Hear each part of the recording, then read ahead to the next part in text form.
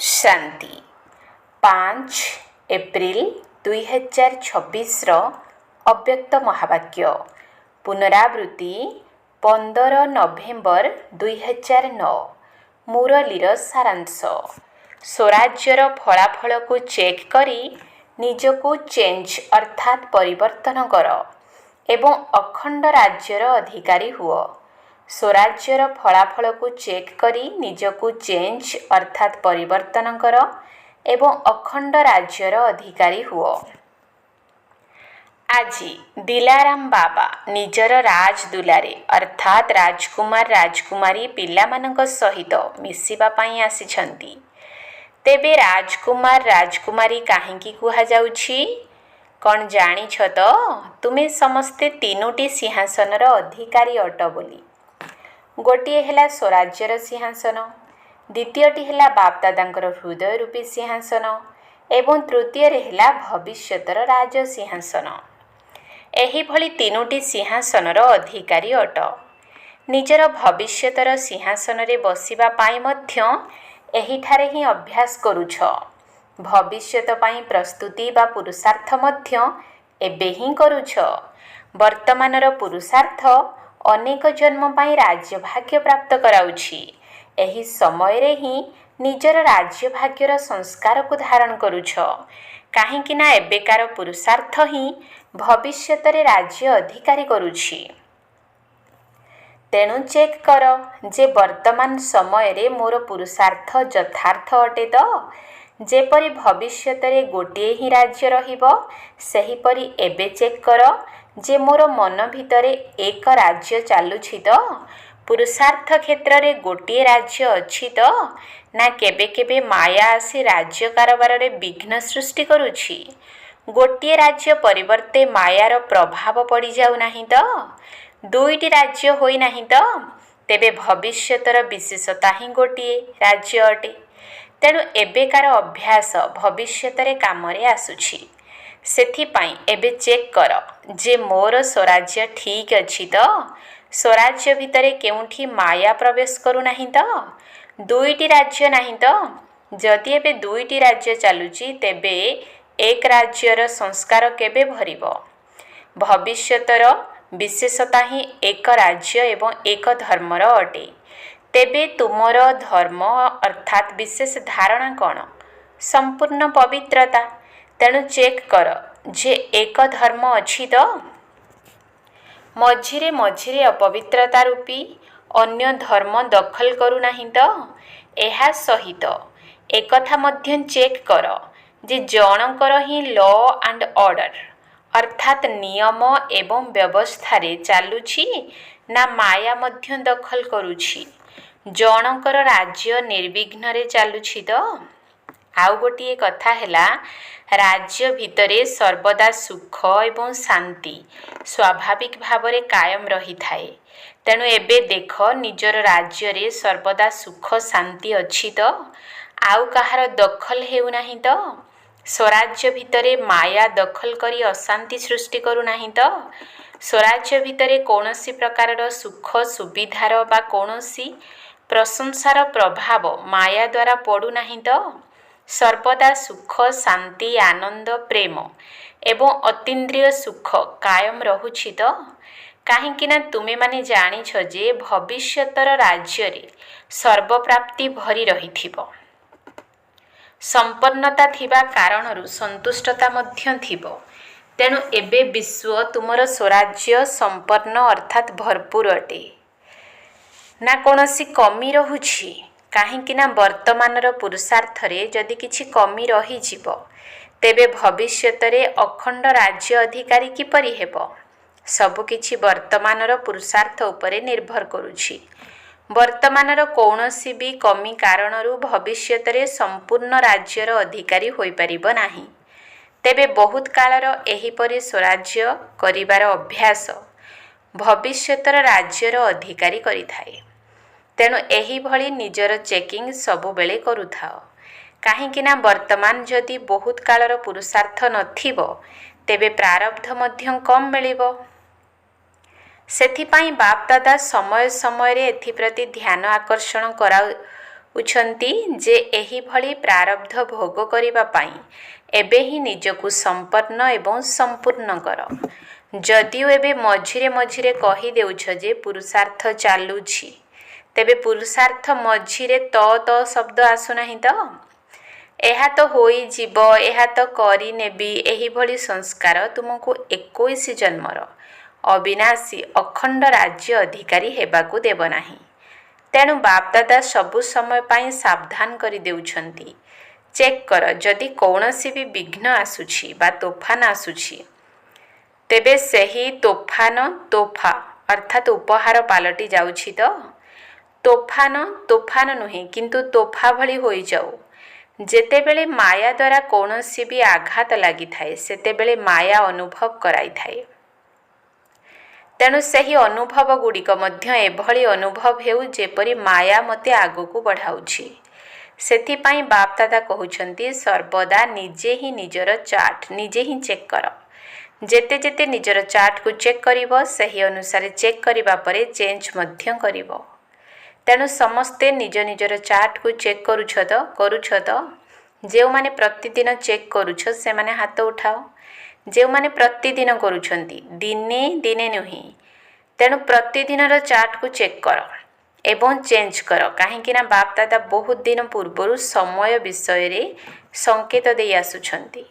ସମୟକୁ ମଧ୍ୟ ତୁମେମାନେ ଦେଖୁଛ। ମନୁଷ୍ୟମାନଙ୍କ ମନ ଭିତରେ ଚିନ୍ତା ବଢ଼ିବାରେ ଲାଗିଛି, କିନ୍ତୁ ତୁମମାନଙ୍କ ମନରେ ଚିନ୍ତା ନାହିଁ, ପ୍ରଭୁ ଚିନ୍ତନ ଅଛି। ପ୍ରଭୁ ଚିନ୍ତନ ହେବା କାରଣରୁ ତୁମେମାନେ ସର୍ବଦା ମନେ ରଖିଛ ଯେ ମୁଁ ନିମିତ୍ତ ଅଟେ, ନିର୍ମାଣ ଅଟେ। କାହିଁକି ନା ନିର୍ଦ୍ଦେଶକର୍ତ୍ତା ବାବା ଅଟନ୍ତି। ଏଥିପାଇଁ ତୁମମାନଙ୍କ ମନରେ ଚିନ୍ତା ନାହିଁ। ନିର୍ଦ୍ଦେଶକର୍ତ୍ତା ବାବା ସବୁ କିଛି କରାଉଛନ୍ତି। ଏହି ସ୍ମୃତି ସର୍ବଦା ଆଗକୁ ବଢ଼ାଇ ଚାଲିଛି।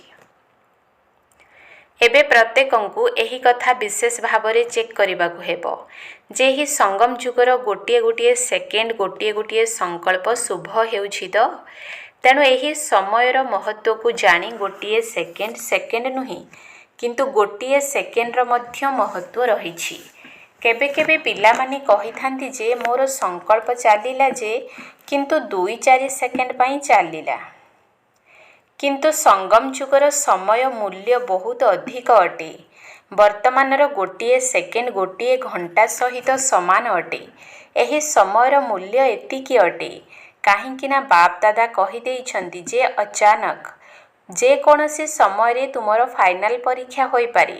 ବାପଦାଦା ମଧ୍ୟ ପୂର୍ବରୁ ଜଣାଇବେ ନାହିଁ।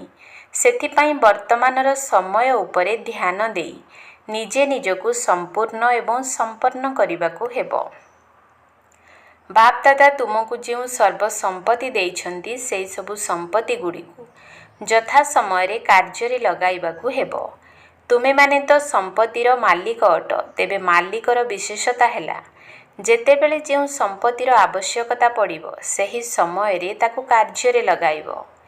ତେଣୁ ତୁମେ ଯଦି ସମାହିତ ଶକ୍ତିକୁ ଦେଉଛ, ତେବେ ସେ କାର୍ଯ୍ୟରେ ଲାଗି ପଡ଼ୁଛି ତ?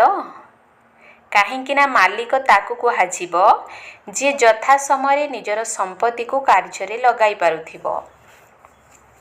ତେଣୁ ଏବେ ସମସ୍ତଙ୍କୁ ନିଜ ଉପରେ ଏତିକି ଧ୍ୟାନ ଦେବାକୁ ପଡ଼ିବ। ସମସ୍ତଙ୍କ ଭିତରେ ଖୁସି ରୂପକ ସମ୍ପତ୍ତି ସଦାସର୍ବଦା ଚେହେରାରେ ଏବଂ ଚାଲିଚଳନରେ ଦେଖାଯିବା ଦରକାର। କାହିଁକି ନା ଖୁସି ହେଉଛି ଅବିନାଶୀ ପିତାଙ୍କର ଦାନ। ତେଣୁ ଅବିନାଶୀ ପିତାଙ୍କର ଦାନକୁ ଅବିନାଶୀ ରଖ। ଖୁସି ପାଇଁ ଗାୟନ ରହିଛି। ଖୁସି ଭଳି କୌଣସି ଭୋଜନ ନାହିଁ ଏବଂ ଖୁସି ଭଳି କୌଣସି ସମ୍ପତ୍ତି ମଧ୍ୟ ନାହିଁ। ତେଣୁ ଯାହା ଭିତରେ ସଦାସର୍ବଦା ଖୁସି ମଧ୍ୟ କାୟମ ରହୁଛି, ସେମାନଙ୍କର ନୟନ ଦ୍ୱାରା, ଚେହେରା ଦ୍ୱାରା ଏବଂ ଚାଲିଚଳନ ଦ୍ୱାରା ଅଟୋମେଟିକ୍ ଅର୍ଥାତ୍ ଆପେ ଆପେ ଦେଖାଯାଇଥାଏ। ବାପଦାଦାଙ୍କର ବରଦାନ ମଧ୍ୟ ରହିଛି ଯେ ସର୍ବଦା ଖୁସିରେ ରୁହ ଏବଂ ଖୁସି ବାଣ୍ଟ। କାହିଁକି ନା ଖୁସି ବାଣ୍ଟିବା ଦ୍ୱାରା ଖୁସି ବଢ଼ିଥାଏ। ଅନ୍ୟ କୌଣସି ବି ସମ୍ପତ୍ତି ବାଣ୍ଟିବା ଦ୍ୱାରା କମ୍ ହୋଇଯାଏ, କିନ୍ତୁ ଖୁସି ରୂପକ ସମ୍ପତ୍ତି ଯେତେ ବାଣ୍ଟିବ ସେତେ ବଢ଼ିବ। ତେଣୁ ଚେକ୍ କର ଯେ ଖୁସି ରୂପକ ସମ୍ପତ୍ତି ସର୍ବଦା କାୟମ ରହୁଛି ତ? ଏବେ ସବୁ ପିଲାଙ୍କୁ, ଚାହେ ଦେଶର ହୁଅନ୍ତୁ ଚାହେ ବିଦେଶର ହୁଅନ୍ତୁ, ସବୁ ପିଲାଙ୍କୁ ବାପଦାଦା ଗୋଟିଏ କଥା ପାଇଁ ବିଶେଷ ଅଭିନନ୍ଦନ ଦେଉଛନ୍ତି। ତାହା କ'ଣ ଜାଣିଛ? ଯାହାକି ସମସ୍ତେ ଭାରତବାସୀ ହୁଅନ୍ତୁ ବା ବିଦେଶୀ ହୁଅନ୍ତୁ, ନିଜର ଉମଙ୍ଗ ଉତ୍ସାହ ଦ୍ୱାରା ଆତ୍ମାମାନଙ୍କୁ ବାବାଙ୍କର ସନ୍ଦେଶ ଦେଇଛନ୍ତି। ସମସ୍ତେ ନିଜର ଖୁସି ଦ୍ୱାରା ଯେଉଁ କାର୍ଯ୍ୟ କରିଛନ୍ତି ସେଥିରେ ଗୋଟିଏ ପ୍ରକାରର ହିଁ କାର୍ଯ୍ୟକ୍ରମ କରିଛନ୍ତି। ସବୁ ସ୍ଥାନରେ ଗୋଟିଏ ପ୍ରକାରର ହିଁ କାର୍ଯ୍ୟକ୍ରମ କରିଛନ୍ତି, କିନ୍ତୁ ତାର ଫଳ 1000 ଗୁଣା ପ୍ରାପ୍ତ କରିଛନ୍ତି। ତେଣୁ ବାପ୍ ଦାଦାଙ୍କ ଭିତରେ ଏହି ସଂକଳ୍ପ ରହିଛି ଯେ ବର୍ତ୍ତମାନର ସମୟ ଅନୁସାରେ ଯେଉଁଭଳି ପରିସ୍ଥିତି ରହିଛି ତାହା ଆଗକୁ ଆଗକୁ ଆହୁରି ଅଧିକ ଖରାପ ହେବାକୁ ଯାଉଛି। ସେଥିପାଇଁ କୌଣସି ଗ୍ରାମ ହେଉ ବା କୌଣସି କୋଣ ହେଉ, କେହି ବି ଯେପରି ଏଭଳି ଦୋଷାରୋପ କରିବେ ନାହିଁ ଯେ ଆମର ପିତା ଆସିଲେ କିନ୍ତୁ ତୁମେମାନେ ଆମକୁ ସନ୍ଦେଶ ଦେଲ ନାହିଁ। ସେଥିପାଇଁ ସମସ୍ତେ ଯେଉଁଭଳି ଉମଙ୍ଗ ଉତ୍ସାହର ସହିତ କାର୍ଯ୍ୟ କରିଛନ୍ତି ସେଥିରେ ବାପ୍ ଦାଦା ମଧ୍ୟ ଖୁସି ଅଛନ୍ତି ଏବଂ ଏହିଭଳି ପରସ୍ପର ମିଶି ଏହିଭଳି କାର୍ଯ୍ୟକ୍ରମ ସବୁ କରିଚାଲ। ବାପ୍ ଦାଦା ଏକଥା ମଧ୍ୟ ଦେଖିଛନ୍ତି ଯେ ସମସ୍ତେ ଉମଙ୍ଗ ଉତ୍ସାହ ଏବଂ ସାହସକୁ ନିଜ ନିଜର ବିଧି ଦ୍ୱାରା କାର୍ଯ୍ୟରେ ଲଗାଇଛନ୍ତି। ତେବେ ଏବେ ତ ସମସ୍ତେ ବହୁତ ଭଲ କାର୍ଯ୍ୟ କରିଛନ୍ତି, କିନ୍ତୁ ସମୟ ଅନୁସାରେ ଆଗକୁ ମଧ୍ୟ ଏହି ଲକ୍ଷ୍ୟ ରଖ ଯେ କୌଣସି ବି କୋଣ ଅନୁକୋଣ ସନ୍ଦେଶ ପାଇବାରୁ ବଞ୍ଚିତ ନ ରହୁ। ଏହାଦ୍ୱାରା ନିଜର ପୁରୁଷାର୍ଥ ମଧ୍ୟ ଭଲ ହେବ ଏବଂ ଆତ୍ମାମାନଙ୍କର ମଧ୍ୟ କଲ୍ୟାଣ ହେବ। ତେବେ ସମସ୍ତଙ୍କୁ ଏହି କାର୍ଯ୍ୟକ୍ରମ ଗୁଡ଼ିକ ଭଲ ଲାଗିଲା ତ? କ'ଣ ଭଲ ଲାଗିଲା ତ? ତେଣୁ ବାପ୍ ଦାଦା ସବୁ ପିଲାଙ୍କୁ ଏହି କଥା ବାରମ୍ବାର କହୁଛନ୍ତି ଯେ ଆତ୍ମାମାନଙ୍କ ପ୍ରତି ଦୟାଳୁ ହୁଅ। ଆଜିକାଲି ତ ଦୁଃଖ ଅଶାନ୍ତି କାରଣରୁ ସମସ୍ତେ ଅନ୍ତରର ସହିତ କହୁଛନ୍ତି ଦୟା କର, କୃପା କର।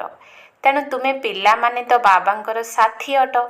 ସେଥିପାଇଁ ବାବା ପିଲାମାନଙ୍କ ଦ୍ୱାରା ଏବେ ସବୁ ପିଲାଙ୍କର ଦୟାଳୁ ପାଠ ଦେଖିବାକୁ ଚାହୁଁଛନ୍ତି। ତୁମମାନଙ୍କ ଭିତରେ ମଧ୍ୟ ଏହି ଉମଙ୍ଗ ରହିଛି ଯେ ଏବେ ଏହି ଦୁଃଖମୟ ସଂସାର ପରିବର୍ତ୍ତନ ହୋଇ ସୁଖମୟ ସଂସାର ନିଶ୍ଚିତ ଆସିବ। ତେଣୁ ସୁଖମୟ ସଂସାର ଆସିବା ପାଇଁ ବା ଏହି ସବୁ ଦୁଃଖ ଅଶାନ୍ତିର ବିନାଶ ପାଇଁ ପରିସ୍ଥିତି ବଦଳିବାରେ ଲାଗିଛି। ତେଣୁ ଆଜି ଦିନର ବାବାଙ୍କର ଏହି ସନ୍ଦେଶ ମନେ ରଖ ଯେ ଏବେ ଚାହେ ସଂକଳ୍ପ ଦ୍ୱାରା ହେଉ, ଚାହେ ବାଣୀ ଦ୍ୱାରା ହେଉ, ଚାହେ ନିଜର ଚେହେରା ବା ଚାଲିଚଳନ ଦ୍ୱାରା ହେଉ, ସେବାର ଗତିକୁ ବଢ଼ାଇ ଚାଲିବୁ। ନିଜର ଭାଗ୍ୟକୁ ପାଖେଇ ଆଣିବା ପାଇଁ ଲାଗି ପଡ଼ିବୁ। ଆଚ୍ଛା, ଏହିଥର ଯେଉଁମାନେ ବାପ୍ ଦାଦାଙ୍କ ସହିତ ମିଳନ କରିବା ପାଇଁ ପ୍ରଥମ ଥର ଆସିଛନ୍ତି ସେମାନେ ହାତ ଉଠାଅ। ଆଚ୍ଛା, ବହୁତ ଅଛନ୍ତି, ସମସ୍ତେ ଉଠ। ଅଭିନନ୍ଦନ ସ୍ୱୀକାର କର, କାହିଁକି ନା ସମାପ୍ତି ପୂର୍ବରୁ ହିଁ ପହଞ୍ଚି ଯାଇଛ, ନୂଆ ଜନ୍ମ ନେଇଯାଇଛ। ଏଥିପାଇଁ ସମସ୍ତଙ୍କ ତରଫରୁ ବର୍ତ୍ତମାନ ସମୟରେ ଆସିଥିବା ପିଲାମାନଙ୍କୁ ବାପ୍ ଦାଦା ଏବଂ ଚାରିଆଡ଼ର ପିଲାମାନଙ୍କ ଦ୍ୱାରା ଅଭିନନ୍ଦନ ଅଭିନନ୍ଦନ। ବ୍ରାହ୍ମଣ ପରିବାରକୁ ଦେଖି ଖୁସି ଲାଗୁଛି ନା? କିନ୍ତୁ ଯେଉଁମାନେ ଏବେ ଆସିଛନ୍ତି ସେମାନଙ୍କୁ ବାପ୍ ଦାଦା ଏହି କଥା କହୁଛନ୍ତି ଯେ ଏବେ ତ ବହୁତ ସମୟ ବିତିଗଲାଣି, ଆଉ ଅଳ୍ପ ସମୟ ବାକି ରହିଛି। ସେଥିପାଇଁ ଏବେ ପୁରୁଷାର୍ଥକୁ ତୀବ୍ର କରିବାକୁ ହେବ, କାରଣ ତୀବ୍ର ପୁରୁଷାର୍ଥୀ ହିଁ ଆଗକୁ ବଢ଼ି ଚାଲିବେ। ତେଣୁ ଏବେ ଚାଲିବାର ନାହିଁ, ଉଡ଼ିବାର ଅଛି। ଯଦି ଉଡ଼ିବା ଭଳି ସ୍ଥିତିରେ ରହି ପୁରୁଷାର୍ଥ କରିବ ତେବେ ବାବାଙ୍କ ଠାରୁ ଡେରିରେ ଆସିଥିଲେ ମଧ୍ୟ ନିଜର ସମ୍ପତ୍ତିର ସମ୍ପୂର୍ଣ୍ଣ ଅଧିକାର ନେଇପାରିବ। ତେଣୁ ସବୁ ମୁହୂର୍ତ୍ତରେ ଖୁସିରେ ରୁହ ଏବଂ ସମସ୍ତଙ୍କୁ ବାବାଙ୍କର ସନ୍ଦେଶ ଦିଅ। ଆଚ୍ଛା, ଆଜି ବାପ୍ ଦାଦା ଯାହା କହିଛନ୍ତି ଯେ ସ୍ୱରାଜ୍ୟ ଅଧିକାରୀ ହୋଇ ନିଜର ସ୍ୱରାଜ୍ୟର ଫଳାଫଳକୁ ଚେକ୍ କର। ତାକୁ ଚେକ୍ କରିବା ଦ୍ୱାରା ଯଦି କୌଣସି ବି କମି ରହିଥିବ ତେବେ ତାକୁ ବହୁତ ସମୟ ପୂର୍ବରୁ ହିଁ ପରିବର୍ତ୍ତନ କରିଦେବାକୁ ହେବ। କାହିଁକି ନା ବହୁତ ସମୟ ଧରି ଅଖଣ୍ଡ ରାଜ୍ୟ ଚଳାଇବା ପାଇଁ ଏହାର ଆବଶ୍ୟକତା ରହିଛି। ତେଣୁ ବହୁତ ସମୟର ପୁରୁଷାର୍ଥ ଦ୍ୱାରା ବହୁତ ସମୟର ପ୍ରାରବ୍ଧର ଅଧିକାରୀ ସ୍ୱତଃ ହିଁ ହୋଇପାରିବ। ସେଥିପାଇଁ ବହୁତ ସମୟର ପୁରୁଷାର୍ଥ ଉପରେ ବିଶେଷ ଗୁରୁତ୍ୱ ଦେବାକୁ ହେବ। ତେଣୁ ଚେକିଂ କର ଏବଂ ଚେଞ୍ଜ କର। ବାପ୍ ଦାଦାଙ୍କର ଚାରିଆଡ଼ର ହୃଦୟ ସିଂହାସନ ଅଧିକାରୀ ପ୍ରତ୍ୟେକ ସନ୍ତାନମାନଙ୍କୁ ବାପ୍ ଦାଦା ପ୍ରତିଦିନ ଅମୃତ ବେଳାରେ ବିଶେଷ ଶକ୍ତି ବାଣ୍ଟିଥାନ୍ତି। ବିଶେଷ କରି ଅମୃତ ବେଳାରେ ହିଁ ବରଦାନ ଏବଂ ଶକ୍ତି ବାଣ୍ଟିଥାନ୍ତି। ଯେଉଁମାନେ ଅମୃତ ବେଳାରେ ଶକ୍ତି ଏବଂ ବିଶେଷ ବରଦାନକୁ ସ୍ୱୀକାର କରିନିଅନ୍ତି ସେମାନେ ବିଶେଷ ତୀବ୍ର ପୁରୁଷାର୍ଥୀ ହୋଇଯାଆନ୍ତି। ତେଣୁ ଅମୃତବେଳାର ମହତ୍ତ୍ୱ ରଖିବା ଅର୍ଥ ବାପ ଦାଦାଙ୍କର ସଦାକାଳ ପାଇଁ ହୃଦୟ ସିଂହାସନର ଅଧିକାରୀ ହେବା। ତେବେ ଅନେକ ପିଲା ମଧ୍ୟ ଏଥିପ୍ରତି ଧ୍ୟାନ ରହିଛି ଏବଂ ବାପ ଦାଦା ମଧ୍ୟ ପ୍ରତିଦିନ ସେମାନଙ୍କୁ ବିଶେଷ କରି ଏହି ସାର୍ଟିଫିକେଟ୍ ଦେଉଛନ୍ତି। ବାହା ପିଲାମାନେ ବାହା ଚାରିଆଡ଼ର ତୀବ୍ର ପୁରୁଷାର୍ଥୀ, ସବୁ ସମୟରେ ବାପ ଦାଦାଙ୍କୁ ନିଜର ସାଥୀ କରି ଯୁଗଳ ରୂପରେ ରହିବାର ଅଭ୍ୟାସୀ ପିଲାମାନଙ୍କୁ ବାପ ଦାଦା ବିଶେଷ ବରଦାନ ଦେଉଛନ୍ତି ଯେ ସର୍ବଦା ଉଡ଼ି ଚାଲ ଏବଂ ଅନ୍ୟମାନଙ୍କୁ ମଧ୍ୟ ଉଡ଼ିବାର ସହଯୋଗ ଦେଇ ଉଡ଼ାଇ ଚାଲ। ସମସ୍ତେ ବିଜୟୀ ଅଟ ଏବଂ ବିଜୟର ଫଳସ୍ୱରୂପ ବାପ ଦାଦାଙ୍କ ଠାରୁ ସବୁ ସମୟରେ ଆଶୀର୍ବାଦ ମିଳୁଛି। ତେଣୁ ନିଜେ ଅମର ହୋଇ ସମସ୍ତଙ୍କୁ ଅମୃତ ପିଆଇ ଚାଲ। ତେବେ ଚାରିଆଡ଼ର ପିଲାମାନେ ବାପ ଦାଦାଙ୍କର ସମ୍ମୁଖରେ ଅଛନ୍ତି ଏବଂ ପ୍ରତ୍ୟେକ ସନ୍ତାନ ପ୍ରତି ବାପ ଦାଦାଙ୍କ ଭିତରେ ଆନ୍ତରିକ ସ୍ନେହ ରହିଛି, କାହିଁକିନା ପ୍ରତ୍ୟେକ ପିଲା ଭିତରେ କିଛି ନା କିଛି ବିଶେଷତା ନିଶ୍ଚିତ ରହିଛି। ଏବେ ସେହି ବିଶେଷତା ଗୁଡ଼ିକ ଦ୍ୱାରା ନିଜକୁ ବିଶେଷ ଆତ୍ମା କରି ଆଗକୁ ବଢ଼ି ଚାଲ। ବାପ ଦାଦାଙ୍କ ତରଫରୁ ପ୍ରତ୍ୟେକ ସନ୍ତାନ ପଦମ ଗୁଣା ବ୍ୟକ୍ତିଗତ ସ୍ନେହ ସମ୍ପନ୍ନ ଶୁଭେଚ୍ଛା ସ୍ୱୀକାର କର। ଆଚ୍ଛା, ଏବେ ତ ଆହୁରି ବହୁତ ଥର ମିଶିବା। ନମସ୍ତେ। ଆତ୍ମିକ ସନ୍ତାନମାନଙ୍କର ଆତ୍ମିକ ବାପ ଦାଦାଙ୍କୁ ନମସ୍ତେ ନମସ୍ତେ ନମସ୍ତେ। ସୁପ୍ରଭାତ। ଦାଦୀମାନଙ୍କ ସହିତ ସମସ୍ତେ ବହୁତ ଭଲ ଚକ୍ର ଲଗାଇ ଆସିଛ। ଆଜିକାଲି ଯେହେତୁ ଅଶାନ୍ତି ବଢ଼ିବାରେ ଲାଗିଛି, ତେଣୁ ସାରାଦିନ ଆତ୍ମାମାନେ ବ୍ୟସ୍ତ ବିବ୍ରତ ଅବସ୍ଥାରେ ରହୁଛନ୍ତି ଏବଂ ଶାନ୍ତିର ଭାଇବ୍ରେସନ୍ ଯେତେବେଳେ ସେମାନଙ୍କୁ ଶାନ୍ତି ପ୍ରାପ୍ତ କରାଇ ଦେଉଛି, ସେତେବେଳେ ଖୁସି ହୋଇଯାଉଛନ୍ତି। ଯେପରି କେହି ଯଦି ଥକି ଯାଇଥିବ, ତାକୁ ଯଦି ଆରାମ କରିବା ପାଇଁ ଅଧଘଣ୍ଟା ମଧ୍ୟ ମିଳୁଛି, ତେବେ ସେ ଖୁସି ହୋଇଯାଉଛି। ତେଣୁ ବହୁତ ଭଲ କରିଛ। ସବୁ ଜାଗାରେ ଛୋଟ ହୁଅନ୍ତୁ ବା ବଡ଼ ହୁଅନ୍ତୁ, ସମସ୍ତେ ବହୁତ ଭଲ ସେବା କରିଛ। ଯେଉଁଠାରେ ଉମଙ୍ଗ ଉତ୍ସାହ ରହିଛି, ସେଠାରେ ଖର୍ଚ୍ଚ ପାଇଁ କୌଣସି ଚିନ୍ତା ନାହିଁ। ଏତେ ସବୁ ଆତ୍ମାମାନଙ୍କୁ ସନ୍ଦେଶ ତ ମିଳିଗଲା ନା, ତୁମମାନଙ୍କୁ ଆଉ ଦୋଷ ତ ଦେଇପାରିବେ ନାହିଁ ନା। ବହୁତ ଭଲ। ଏହିଭଳି କାର୍ଯ୍ୟକ୍ରମ ସବୁ ମଝିରେ ମଝିରେ କରୁଥାଅ। ପ୍ରତ୍ୟେକ ସହର ନିଜ ଅନୁସାରେ ଯେପରି ବି କରିବ ଠିକ୍ ହେବ। ଡବଲ ବିଦେଶୀ ବଡ଼ ଭଉଣୀମାନଙ୍କ ସହିତ ଗ୍ରୁପକୁ ଡାକି ସତେଜ କରିବା ବାପ ଦାଦାଙ୍କୁ ବହୁତ ଭଲ ଲାଗେ, କାହିଁକିନା ନିଜ ନିଜ ସ୍ଥାନରେ ବହୁତ ଦୂରରେ ରହୁଛ। ପାଖକୁ ଆସିବା ଦ୍ୱାରା ପରସ୍ପରର ଗୁଣ ଦେଖାଯାଇଥାଏ, ଦୂରରେ ରହିବା ଦ୍ୱାରା ଜଣାପଡ଼ିନଥାଏ। ତେଣୁ ପରସ୍ପରକୁ ଦେଖି ଉମଙ୍ଗ ଉତ୍ସାହ ମଧ୍ୟ ଆସିଥାଏ। ତେଣୁ ଆବୁରେ ଏହିଭଳି କାର୍ଯ୍ୟକ୍ରମ କରିବାଟା ଭଲ ଲାଗୁଛି ଏବଂ ପରସ୍ପର ଭିତରେ ଉତ୍ସାହ ଭରିବା ସହିତ ସଂଗଠନକୁ ମଜବୁତ କରୁଛ। ଏହା ମଧ୍ୟ ବହୁତ ଭଲ କଥା। କ'ଣ ଠିକ୍ କଥା ନା? ସବୁକିଛି ଠିକ୍ ଠାକ୍ ଚାଲୁଛି ତ? ଆଚ୍ଛା, ପରସ୍ପରକୁ ସହଯୋଗ ଦେବା ଦ୍ୱାରା ମଧ୍ୟ ଆଗକୁ ବଢ଼ୁଛ। ସମୟ ଦେଉଛ ନା, ନିଜର ସେବା ଛାଡ଼ି ଦିଲ୍ର ସହିତ ସମୟ ଦେଉଛ। ନିଜର କାର୍ଯ୍ୟ ଶେଷ କରିଲ, ସଫଳତା ମଧ୍ୟ ମିଳିଲା। ତାପରେ ଯଦି ଯିବାକୁ ଚାହୁଁଛ, ତେବେ ଯାଅ। ସମସ୍ତେ ପରସ୍ପରକୁ ବହୁତ ଭଲ ସାହାଯ୍ୟ କରିଛନ୍ତି। ବିଦେଶୀମାନେ ମଧ୍ୟ କରିଛନ୍ତି, ଭାରତବାଲା ମଧ୍ୟ କରିଛନ୍ତି।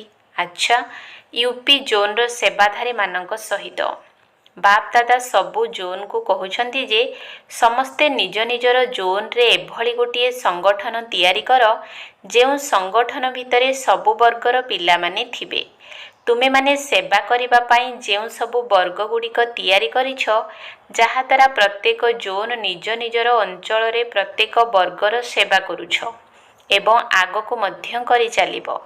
କିନ୍ତୁ ପ୍ରତ୍ୟେକ ଜୋନ୍ରେ ସେବା କରିବା ପାଇଁ ଏଭଳି ଗୋଟିଏ ସଂଗଠନ ତିଆରି କର, ଯେଉଁଥିରେ ପ୍ରତ୍ୟେକ ବର୍ଗର ଜଣେ ଜଣେ ରହିଥିବେ ଏବଂ ଯେଉଁଠାରେ ବି କାର୍ଯ୍ୟକ୍ରମ କରିବ, ସେଠାରେ ସେହି ଗ୍ରୁପ ନିଜ ନିଜର ବର୍ଗବାଲାଙ୍କୁ ବିଶେଷ ନିମନ୍ତ୍ରଣ ଦେଇ ଡାକିବେ। କୌଣସି ବି ବର୍ଗ ଦୋଷାରୋପ ନ କରୁ ଯେ ଆମକୁ ତ ସନ୍ଦେଶ ମିଳିଲା ନାହିଁ। ଏବଂ ଯେଉଁ ସବୁ ଭିନ୍ନ ଭିନ୍ନ ବର୍ଗଗୁଡ଼ିକ ତିଆରି ହୋଇଛି, ସେମାନେ ମଧ୍ୟ ନିଜ ନିଜର ସେବାକୁ ବଢ଼ାନ୍ତୁ। ନିଜର ବର୍ଗର ଅନୁଭବ ଶୁଣାଇବା ସହିତ ପ୍ରତ୍ୟେକ ନିଜ ନିଜର ବ୍ୟକ୍ତିଗତ ଅନୁଭବ ମଧ୍ୟ ଶୁଣାଅ ଯେ ଆମକୁ ଏହି ଜ୍ଞାନ ଦ୍ୱାରା କ'ଣ ମିଳିଛି ଏବଂ କ'ଣ ଅନୁଭବ କରୁଛ। ତେଣୁ ପ୍ରତ୍ୟେକ ଜୋନ୍ରେ ଏହିଭଳି ସେବାର ଗ୍ରୁପ ପ୍ରସ୍ତୁତ କର। ଚାହେ ଭାଷଣ କରିବା ପାଇଁ ଅଧିକ ସମୟ ନ ମିଳିପାରେ, କିନ୍ତୁ କାର୍ଯ୍ୟକ୍ରମ ଚାଲିବା ସମୟରେ ସେମାନଙ୍କୁ ପଛରେ ଧାଡ଼ି କରି ବସାଅ ଏବଂ ସେମାନଙ୍କର ପରିଚୟ ଷ୍ଟେଜ୍ ସେକ୍ରେଟାରୀ ଦିଅନ୍ତୁ। ଏଥିରେ ଜଣେ ଦୁଇ ଜଣଙ୍କର ଅନୁଭବ ମଧ୍ୟ ରଖିପାରିବ ଏବଂ ପରିବାର ଭିତରେ ରହି ନିଜର କର୍ମଧନ୍ଦା କରି ଆମର ଜୀବନ କିପରି ବିତିଛି ଏବଂ କିପରି ପରିବର୍ତ୍ତନ ହୋଇଛି ତାର ଅନୁଭବ ସୁଯୋଗ ଦେଖି ଯଦି ସମୟ ମିଳିବ ତେବେ ଶୁଣାଇବା ଦରକାର। ତେଣୁ ଏହିଭଳି ବିଶେଷ ମାଇକ୍ ପ୍ରସ୍ତୁତ କର ଯିଏକି ସେବା କରିଚାଲିବ। ଏହା ମଧ୍ୟ ବହୁତ ଭାଗ୍ୟ ଯାହାକି ୟୁପି ବ୍ରହ୍ମା ବାବାଙ୍କଠାରୁ ବିଶେଷ ପାଳନା ପାଇବାର ଅଧିକାର ପ୍ରାପ୍ତ କରିଛି। ୟୁପିରେ ବ୍ରହ୍ମାଙ୍କ ନାମରେ ସ୍ମାରକୀ ମଧ୍ୟ ରହିଛି। ତେଣୁ ଏହା ମଧ୍ୟ ୟୁପିର ଭାଗ୍ୟ ଅଟେ ଯାହାକି ଜଗଦମ୍ବା ଏବଂ ବ୍ରହ୍ମା ବାବାଙ୍କର ପାଳନା ପାଇଛି। ତେଣୁ ଏହା ପାଳନା ପାଇବାର ଧରଣୀ ଅଟେ। ବ୍ରହ୍ମା ବାବା ଏବଂ ଜଗଦମ୍ବା ୟୁପିକୁ ବରଦାନ ରୂପରେ ବିଶେଷ ଭାଗ୍ୟର ତାରକା ଦେଇଛନ୍ତି। ବହୁତ ଭଲ କଥା। ଏବେ ଦିନକୁ ଦିନ ବାପଦାଦା ଦେଖୁଛନ୍ତି ଯେ ସେବାସ୍ଥାନ ଗୁଡ଼ିକ ଏବଂ ଯେଉଁ ସବୁ ଉପସେବା କେନ୍ଦ୍ର ବା ଗୀତା ପାଠଶାଳା ଆଦି ରହିଛି ସେଗୁଡ଼ିକ ପୂର୍ବ ଅପେକ୍ଷା ଏବେ ଅଧିକ ବୃଦ୍ଧି କରିଛନ୍ତି। ସେଥିପାଇଁ ବାପଦାଦା ବିଶେଷ ଭାବରେ ଅଭିନନ୍ଦନ ଦେଉଛନ୍ତି ଯେ ଆଗକୁ ବଢ଼ି ଚାଲ ଏବଂ ସଂଖ୍ୟା ବୃଦ୍ଧି କରିବାରେ ଏବଂ ସନ୍ଦେଶ ଦେବାରେ ପ୍ରଥମ ନମ୍ବର ହୁଅ। ବହୁତ ଭଲ। ବାପଦାଦା ଖୁସି ଅଛନ୍ତି। ଏହାକୁ ଆହୁରି ବଢ଼ାଇ ଚାଲ। ଟିଚରମାନଙ୍କୁ ଅଭିନନ୍ଦନ। ଏବେ ମଧ୍ୟ ବୃଦ୍ଧି କରୁଛ ଏବଂ ଏହାଠାରୁ ମଧ୍ୟ ଅଧିକ ବୃଦ୍ଧି କରିଚାଲ। ଆଚ୍ଛା, ବରଦାନ। ସଂଗଠନ ଭିତରେ ରହି ସହଯୋଗର ଶକ୍ତି ଦ୍ୱାରା ବିଜୟୀ ହେଉଥିବା ସମସ୍ତଙ୍କର ଶୁଭଚିନ୍ତକ ଭବ। ସଂଗଠନ ଭିତରେ ରହି ସହଯୋଗର ଶକ୍ତି ଦ୍ୱାରା ବିଜୟୀ ହେଉଥିବା ସମସ୍ତଙ୍କର ଶୁଭଚିନ୍ତକ ଭବ। ଯଦି ସଂଗଠନ ଭିତରେ ସମସ୍ତେ ପରସ୍ପର ସହଯୋଗୀ ତଥା ଶୁଭଚିନ୍ତକ ହୋଇ ରହିବ ତେବେ ସହଯୋଗର ଶକ୍ତିର ଘେର ବହୁତ ଚମତ୍କାରୀ କରିପାରିବ। ପରସ୍ପର ଭିତରେ ଯଦି ଜଣେ ଅନ୍ୟ ଜଣଙ୍କର ଶୁଭଚିନ୍ତକ ସହଯୋଗୀ ହୋଇ ରହିବ ତେବେ ମାୟାର ସାହସ ନାହିଁ ସେ ଏହି ଘେର ଭିତରକୁ ପ୍ରବେଶ କରିଯିବ। କିନ୍ତୁ ସଂଗଠନ ଭିତରେ ସହଯୋଗର ଶକ୍ତି ସେତେବେଳେ ଆସିବ ଯେତେବେଳେ ଏହିଭଳି ଦୃଢ଼ ସଂକଳ୍ପ କରିବ ଯେ ଯେତେ ବି କଥା ସହନ କରିବାକୁ ପଡ଼ୁ କିନ୍ତୁ ସମ୍ମୁଖୀନ ହୋଇ ଦେଖାଇବ ଏବଂ ବିଜୟୀ ହୋଇ ଦେଖାଇବ। ସ୍ଲୋଗାନ। କୌଣସି ବି ଇଚ୍ଛା ଅଚ୍ଛା ହେବା ପାଇଁ ଦେବ ନାହିଁ।